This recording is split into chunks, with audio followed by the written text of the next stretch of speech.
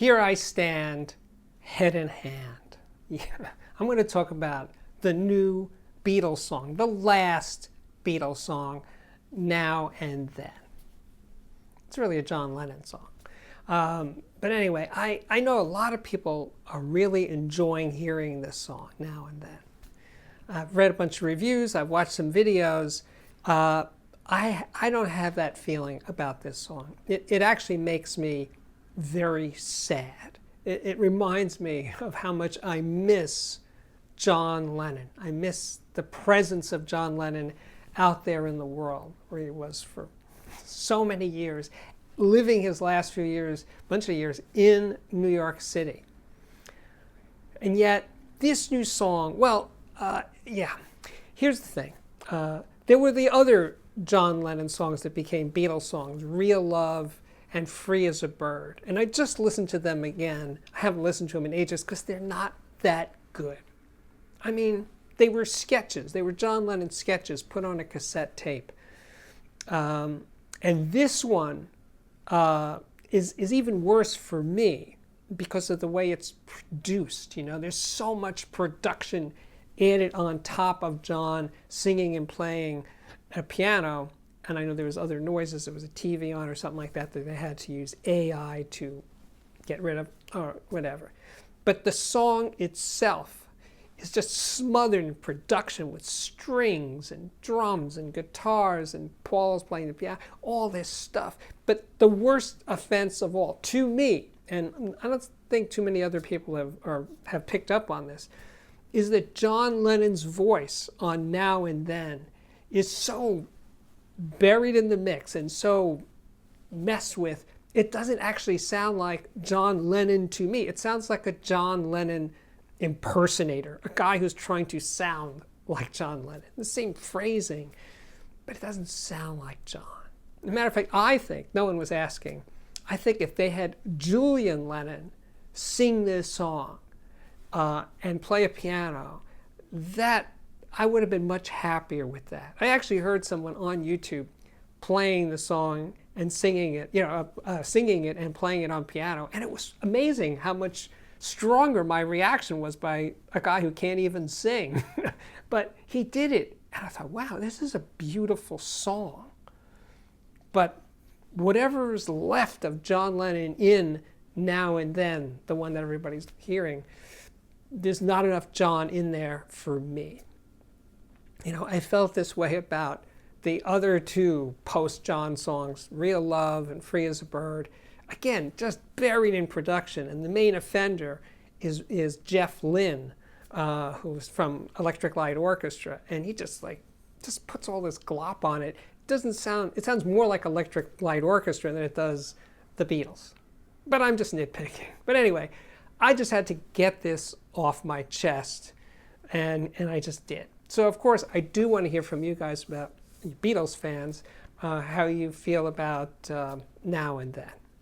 I mean, I probably will never listen to it again. It's been decades since I listened to Real Love and Free as a Bird, so they're not real Beatles songs. That's what I'm saying. It's just, yuck. I don't know. I don't feel good about it. But what I do feel good about is what's going to follow in this episode, which is I'm going to talk about some of the music I've been playing lately, just for me, not for reviews, although I think one of the records I have talked about in reviews. So I'm going to talk about what I've been listening to lately, and of course, later on in the episode, there will be a couple of Audiophiliac viewer systems, 2 or 3 or 4, at the end of today's show. My first selection will be this one, Leon Russell. I think this is his first solo album. But Leon Russell had a long history before this. I mean, he was in the Wrecking Crew, which was a group of LA session musicians who played on everybody else's records. Frank Sinatra, Aretha Franklin. He played on a lot of hit records, but just as an anonymous sideman. And then this record came out. This was around the time that he did some work with Joe Cocker. That's how I first heard about him. And he's just so Leon Russell. He's such a great singer, songwriter, performer, arranger. And this music, it's kind of funky. You know, that's it. It's got some funk to it. It's got some southern drawl going on there. It's just wonderful music. It holds up. He had a great long career. And but this is the one. His first record is the one that I go back to again and again and again. This is the next record, Rosanne Cash, The River and the Thread. And when this record came out, she did a showcase in New York just for press, and I was lucky enough to be invited. Her and her husband, John Leventhal, playing these songs, and her talking about what they mean to her, and they're mostly autobiographical about her traveling back to meet her past, basically. And it's just, you know, you just feel this connection to her. That's what a great singer can do. And by the way, I wish I said this earlier, but that's how John Lennon's voice always struck me. It felt like he was singing to me. He was revealing all his weaknesses, his creativity. Everything was up front with John Lennon. And Rosanne Cash, in a similar way, does the same thing. Her voice is just so real to me. She's a singer, but she comes across as a human being who's expressing herself. And that's what's so great. So anyway, I love this record. And if you're new to Rosanne Cash, this would not be a bad place to start. I play a lot of Rolling Stones music, but mostly their earlier stuff. But this one, Some Girls, this record came out in 1978. And this might be their last great album. It's not Hackney Diamonds, that's for sure. This record, well, it came out in 1978. And here's the thing, that's 45 years ago. And 45 years ago, they were old. They were old then. They were in their 30s.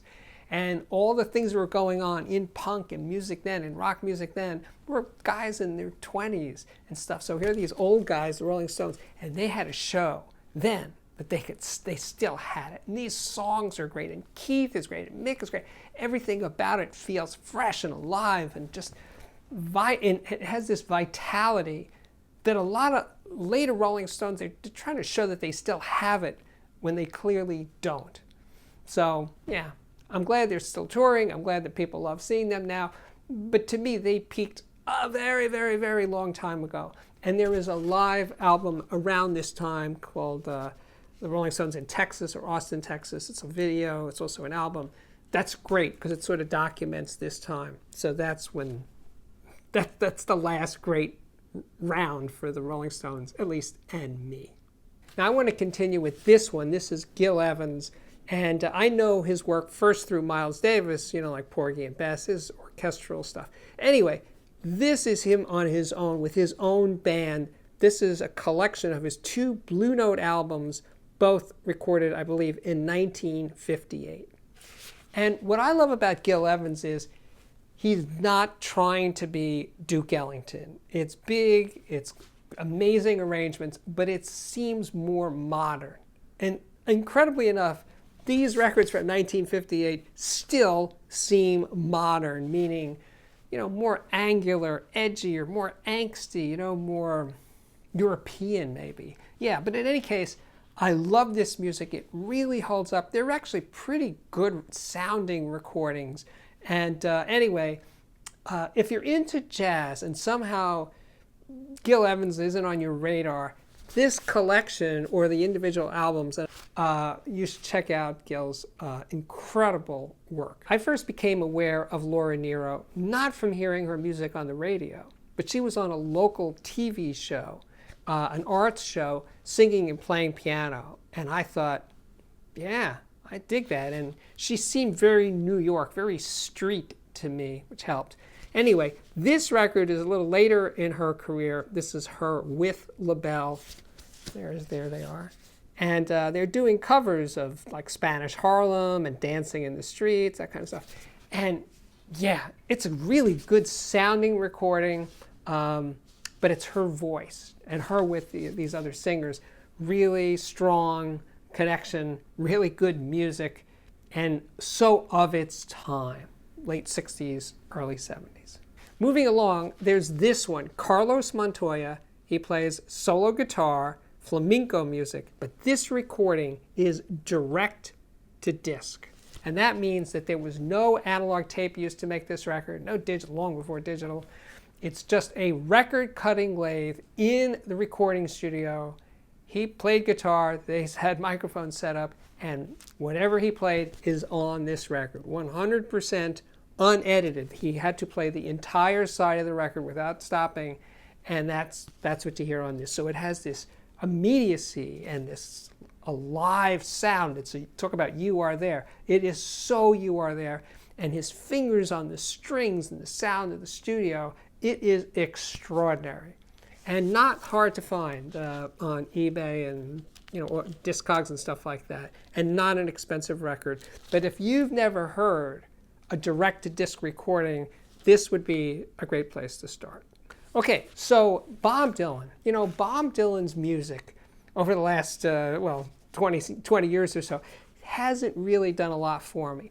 But this new record, actually I think it came out last year, Shadow Kingdom, I love this record.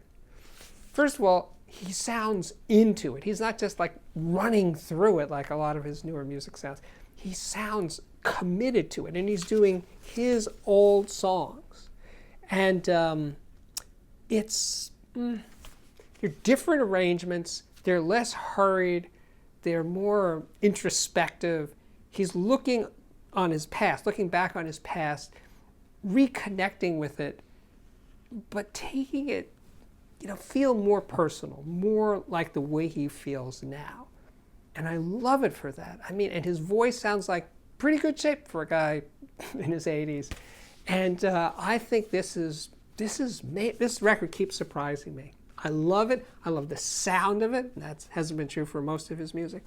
But I love the way he's treating his own music, his own songs. Here's another Rolling Stones record. Now this is Satanic Majesty's Request. Now this is the album that I bought when it was new. That was like 1969 or so. It has a 3D cover. I don't know how much of this is going to show in the video. But anyway, the original cover with the original lenticular image there. And this is more about, let's say, Brian Jones's last gasp for the Rolling Stones. It's very trippy, very psychedelic, way more psychedelic than the Beatles' Sgt. Pepper, for example. This is a weird record with sound effects and a lot of stuff going on. Not their songs that people go to, I would say. They're not go-to Rolling Stones songs, but it's of a piece.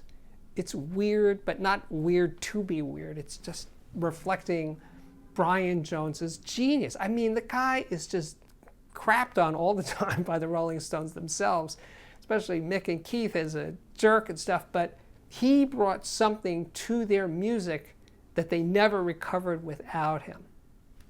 But anyway, if you've never heard this record, and this is, I'm sure, overlooked by a lot of people who are into the Rolling Stones, be prepared that it doesn't sound like a typical rock, bluesy rock record. It's not that. It's its own thing. And I think the amount of creativity that's flowing through this record makes it a definitely worth listening to at least once, if you have an open mind. Here's the last record. Now, the last record is by a band called Moby Grape. Now, this band was signed to Columbia Records, and they were going to be, this is in the 60s, and they were going to be like the next big thing. And they had this big push. They put out a lot of music. This isn't their first record. I think this is my favorite of their albums. And it's very San Francisco hippie, that kind of music and everything. But it's the vocals, it's the harmonies, it's the fuzzed out guitars. I like this record.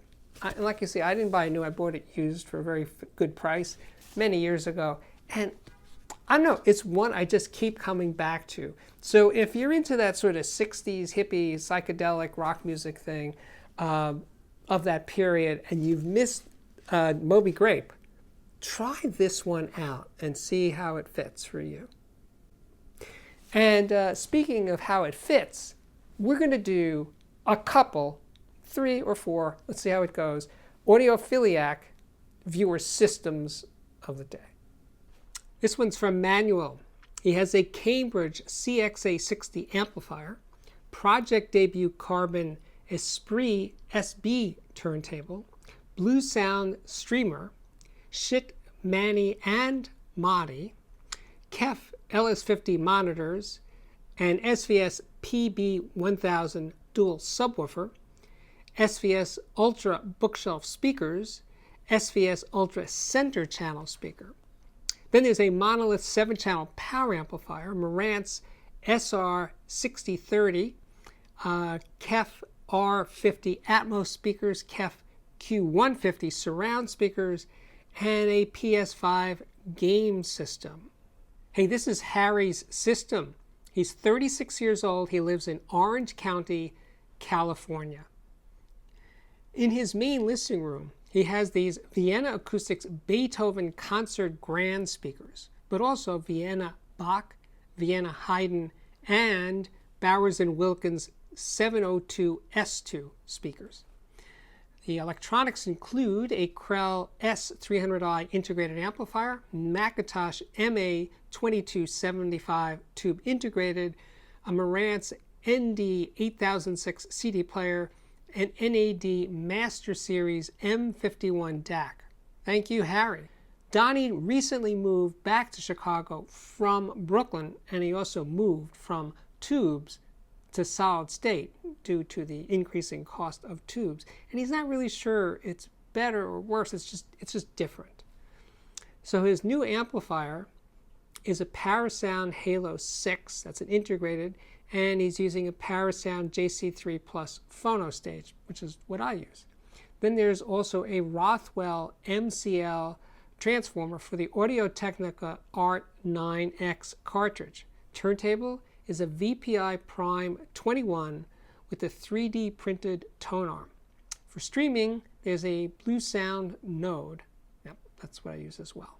The speakers, they look familiar. Those are PSB Imagine T3s, and they were bought secondhand.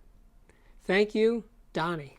This is Tommy's system. He has an Arcam AVR 21, AudioQuest Niagara 5000, and also Niagara 3000. Those are power conditioners. Speakers, big speakers are Klipsch Heresy 4s, Klipsch 600i, Klipsch RC6 4II center channel speaker. Then there's a couple of subwoofers in there. Those are Rel T9X. The surrounds and rear speakers are Klipsch RP600S AII. The DAC is a Denafreps Pontus, Pontusol, I'm not sure. Then there are two Deckware UFO2s and two Shit Loki 6-band equalizers. Thank you, Tommy. All right, we are back. My name is Steve Guttenberg, and I am the Audiophiliac, and I have a couple of announcements, so stick around for a second. Number one is I will be at Capitol Audio Fest this coming weekend in Washington, D.C. I'm not going to be giving any talks, at least as far as I know, but I will be there circulating around the halls, and if you see me, please stop by and say hello if I'm not otherwise engaged in something important or whatever. But anyway, I will be there. I've never been to Capitol Audio Fest. I'm really looking forward to it. And the second part is I am sad to make this announcement that the fake Steve Guttenberg, the scammer, is up to his nasty tricks again, asking people for money.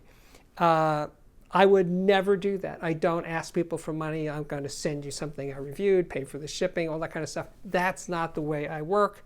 Please don't fall for it. And some manufacturers, same thing. A fake Steve Guttenberg is soliciting manufacturers for gear to review. No, I think it's pretty easy to tell the real me from the fake me. But anyway, be aware of that.